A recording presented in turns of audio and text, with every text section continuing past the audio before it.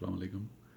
خیال یہی تھا کہ جب عمران خان وزیر اعظم کا قلمدان سنبھال لے گا تو شاید جسٹس سسٹم ہمارا امپروو ہو جائے۔ جو سٹوجز بٹھائے ہوئے ہیں افتخار چودھری نے، نواز شریف نے افتخار چودھری کے تھرو، جس طرح 152 جج اس نے بٹھائے تھے، وہ شاید اپنا رویہ کچھ بہتر کر لیں، مگر ابھی بھی یہ لوگ ویسی ڈیسیژن دے رہے ہیں، ویسی باعث ڈیسیژن نواز شریف کی فیور میں ہیں، اور بالکل یہ آؤٹ آف کنٹرول ہوئی ہے۔ پاکستان کے جو ججز ہیں، یہ خاص طور پہ ہوئی جسٹس اطہر من اللہ، اس کے پہ در پہ فیصلے، جس پہ بہت بڑا کویسچن سابق چیف جسٹس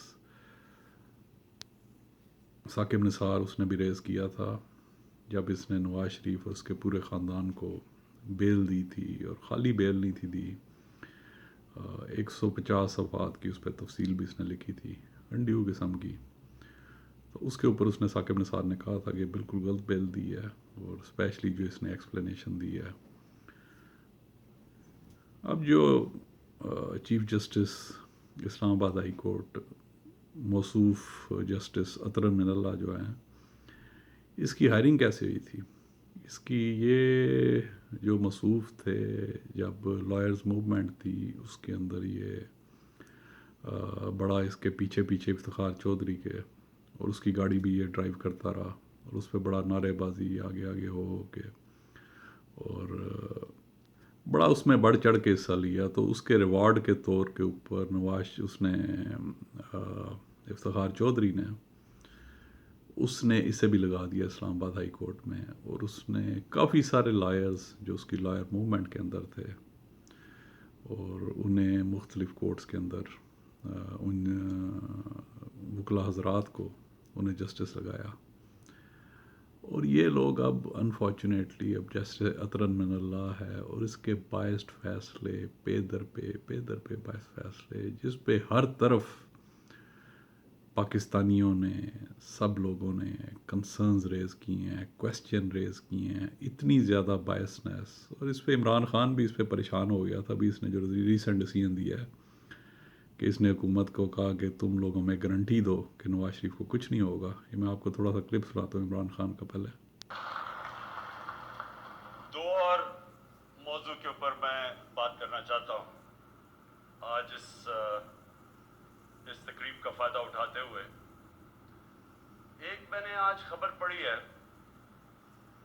کہ عدالت نے کہا ہے کہ ہماری گورنمنٹ سے، فیڈرل گورنمنٹ اور پروونشل گورنمنٹ سے پوچھا ہے کہ کیا آپ نواز شریف کی زندگی کی گارنٹی دے سکتے ہیں کل تک؟ میں تو اپنی زندگی کی بھی گارنٹی نہیں کل تک دے سکتا، تو میں اور کسی کی زندگی کی گارنٹی کیسے دوں؟ یہ عدالت سے مراد اس کا جسٹس اطہر من اللہ، اس نے یہ پوائنٹ ریز کیا تھا، اور یہ بندہ well known to be planted by جو فارمر، جو ویری کویسچنیبل، اور جو کہہ لیں کہ بدنام زمانہ چیف جسٹس افتخار چودھری، جس نے اربوں روپیہ بنایا کرپشن میں۔ اس نے اپنے بیٹے کے تھرو، ارسلان افتخار کے تھرو، پھر اس کے داماد نے ایڈن ہاؤسنگ کے اندر کروڑوں اربوں روپے کا ٹیکہ لگایا پاکستانی عوام کو، اور وہ بندہ جاتے جاتے زیادتی یہ کر گیا، وہ بندہ جاتے جاتے اس طرح کے ججز بھرتی کر گیا۔ اب جسٹس فائز عیسیٰ، جس کی بڑی بڑی جائیدادیں پکڑی گئی ہیں یورپ کے اندر، اس کے بچوں کے نام کے اوپر، اس کی بیوی کے نام کے اوپر، جس کا ابھی بھی تماشا بن رہا ہے، ابھی بھی کیس چل رہا ہے، حالانکہ اتنے لمبے کیس چلنے کی ضرورت نہیں۔ اور اوپر سے آئرنی یہ ہے کہ یہ ان کے جو کیسز ہوتے ہیں ججوں کے، یہ سپریم جوڈیشل کونسل میں چلے جاتے ہیں۔ سپریم جوڈیشل کونسل میں کون ہے؟ وہ بھی اگین جج، ان کے پیٹی بند بھائی بیٹھے ہوئے۔ جسٹس فائز عیسیٰ کا کیس بھی ادھر ہی چل رہا ہے۔ پھر ایک جسٹس فرخ عرفان، اسے آپ دیکھیے گا یوٹیوب یا گوگل کر کے دیکھیے گا آپ، اس بندے کے پاناما کے بڑے بڑے اکاؤنٹ پکڑے گئے تھے، اور یہ فرخ عرفان وہی بندہ ہے جس نے شہباز شریف کو ایگزٹ کنٹرول لسٹ سے نکال کے اسے باہر جانے کی اجازت دی تھی۔ اور اس بندے کے جب یہ پکڑے گئے، کیس گیا سپریم جوڈیشل کونسل میں، اور اس بندے نے ریزائن کر دیا، اور اس سے ان لوگوں نے اس کا ریزگنیشن ایکسیپٹ کیا ہے ود بینیفٹس۔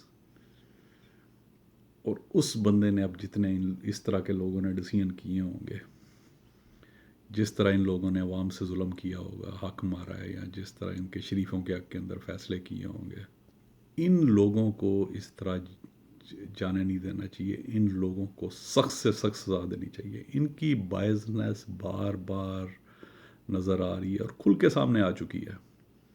وہ ایک سینگ ہے نا، انگریزی کی ایک سینگ ہے، اب تو یہ حساب ہو گیا. وہ انگریزی کی ایک سینگ ہے، اس کی میں آپ کو مثال دیتا ہوں. When dog bites a man it is a news. When man جب when dog bites a man it is no news, but when man bites a dog it is a news. تو یہ حساب ہوا ہوا ہے. یہ آپ ان لوگوں کا پیٹرن بن گیا ہوا ہے. شریفوں کے حق کے ان کی ضمانتیں دینا، یہ جو قبضہ مافیاز جو دوسرے مافیاز ہیں ان کے حق میں ان کی ضمانتیں دینا. اب عمران خان صاحب ذکر کرتے ہیں ریاست مدینہ، ریاست مدینہ. تو ریاست مدینہ ان جیسے لوگوں کے، ان ججز کے ہوتے ہوئے کبھی بھی نہیں بن سکتی. سب سے پہلے ان لوگوں سے سسٹم کو کلینز کرنا بہت ضروری ہے. ان جیسے لوگوں سے جو اس طرح کے سٹوجز بٹھا گئے ہوئے ہیں. اور جب تک ان لوگوں کی یہ اسپیشلی اس نے 152 جاگ افتخار چودھری بھرتی کر دیا تھا، ان لوگوں کی صفائی نہیں ہوتی. ان لوگوں کی ناٹ اونلی صفائی، ان لوگوں کی اکاؤنٹیبلٹی کی ضرورت ہے، سخت اکاؤنٹیبلٹی کی. پیچھے جو جسٹس شوکت صدیقی تھا وہ بھی انہی لوگوں کا لگایا ہوا تھا، نواز شریف پارٹی کا، وہ بھی انہی کے کیمپ کا بندہ تھا. اسے بھی یہ لوگ استعمال کرتے تھے، جس کی وہ کرپشن کے جس کے سکینڈل نکلے اور وہ پھر بندہ ریزائن کر کے چلا گیا. اور وہ اس کا جو ایڈوائزر تھا عرفان صدیقی، اس کا کزن تھا. اور لاہور ہائی کورٹ کا بھی یہی حال ہے. ابھی لاہور ہائی کورٹ کا جو چیف جسٹس ہے شمیم، اس نے چھٹی والے دن حمزہ شہباز کو آؤٹ آف دی وے جا کے اس نے آرڈر پاس کیا کہ نیب اسے نہیں پکڑ سکے گا. اور اطرن من اللہ اس نے تو کھل کے ڈیسیژن دیے ہیں نواز شریف کی فیور کے اندر، اور جو اس کی لائن ٹو کرتے ہیں. ابھی جو اس کا جے you I Fazal Rahman group کا سینیٹر حمداللہ ہے، اس کی شریعت جس طرح منسوخ ہوئی تھی، اس بندے نے اس کی شریعت ری انسٹیٹ کروائی سپریم کورٹ کا آرڈر پاس کر کے. اور عمران خان کے خلاف بھی جو ریفرنس فائل کیا تھا الیکشن سے پہلے عمران خان کو ڈسکوالیفائی کرنے کے لیے، وہ چودھری افتخار نے کیا تھا. اس نے سیتا وائٹ کیس کا کیس فائل کیا. اور اس کے اوپر آپ یہ دیکھیں اسلام آباد ہائی کورٹ نے ججز کون سے کیے، ایک اطرن من اللہ اور ایک یہ دوسرا ایک وہ محسن اختر کیانی جون سا ہے، وہ بھی اسی طرح کا ہے، اسی طرح کی ریپوٹیشن کا جج ہے. یہ وہی جج ہے جس نے پہلے جب یہ محسن اختر کیانی جب اسے پکڑ لیا ہوا تھا ڈاکٹر شاہد مسعود کو، اور جب وہ ڈاکٹر شاہد مسعود مسلمان ہوا کرتا تھا، جب وہ صحیح باتیں کرتا تھا، اسے اس نے پکڑ لیا. پھر یہ بندہ اس کی ضمانتیں نہیں تھا ہونے دے رہا. اس کے بعد اب ڈاکٹر شاہد مسعود تو آپ سب کو پتہ ہی ہے کہ وہ جب کا جیل سے ہو کے آیا ہے، وہ 180 ڈگری بالکل وہ بدل گیا. اور وہ بھی انہی کی لائن ٹو کرنا شروع کر دیا اس نے. اور وہ اب اس وجہ سے اس کی ریٹنگ بالکل نیچے چلی گئی اور لوگ اسے سننا پسند نہیں کرتے. وہ بھی انہی مافیاز کا بندہ بن گیا ہے ڈاکٹر شاہد مسعود بھی. ابھی یہ جو لوگ ہیں یہ دے آر اندر جسٹس قیوم. وہی جسٹس قیوم جس کی ریکارڈنگز ابھی بھی یوٹیوب پہ پڑی ہوئی ہیں، جسے حمزہ شہباز کہہ رہا تھا کہ بے نظیر کو اتنی سزائیں دینی ہیں، اور وہ کہہ رہا تھا جی بالکل ہو جائے گا جی.